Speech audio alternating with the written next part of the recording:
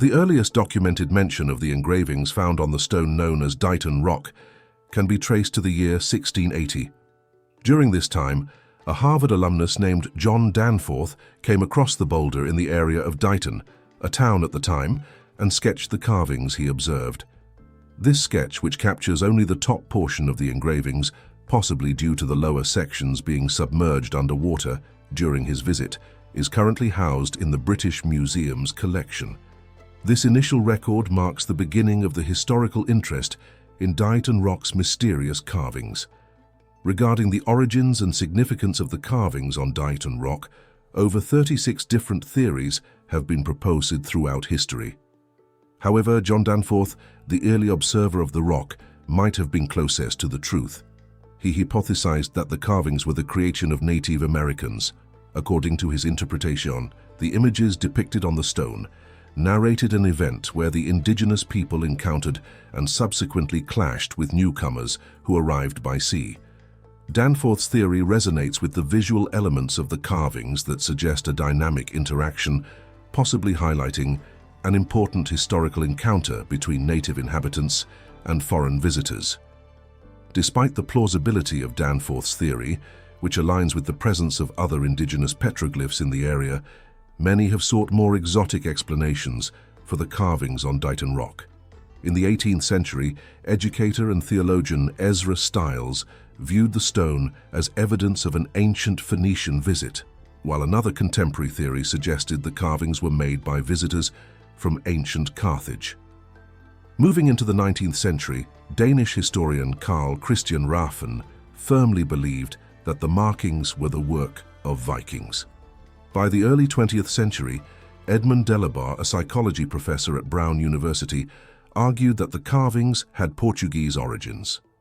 More modern speculations have even extended to attributing the engravings to Chinese, Japanese, or extraterrestrial sources.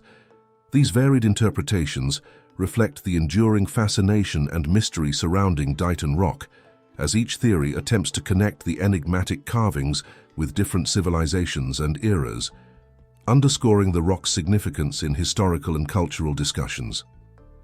Throughout much of its known history, Dighton Rock was situated in the Taunton River, where fluctuating water levels often concealed its carvings and erosion inflicted significant damage. Positioned at a spot where the river broadens towards Mount Hope Bay and the Atlantic Ocean, the carvings on the rock faced seaward. This orientation raises intriguing questions about their purpose. Were they meant as a greeting or warning to those journeying inland from the bay?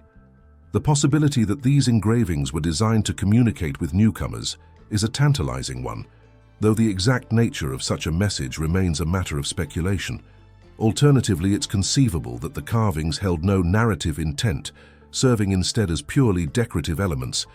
This ambiguity adds to the rock's mystique, inviting both scholarly debate and the imagination of casual observers to ponder the intentions behind these ancient marks.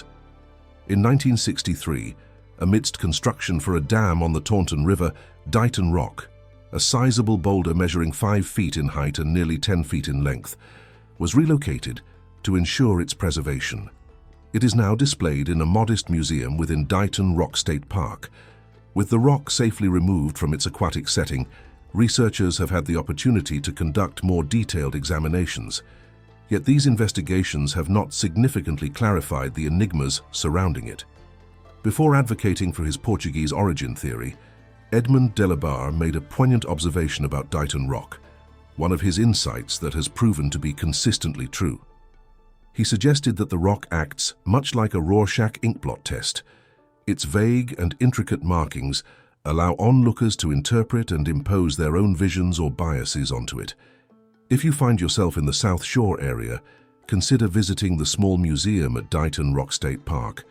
While it's unlikely that you'll unravel the full story behind the stone, the interpretations you draw from its ancient carvings might reveal more about your own perspectives and imagination.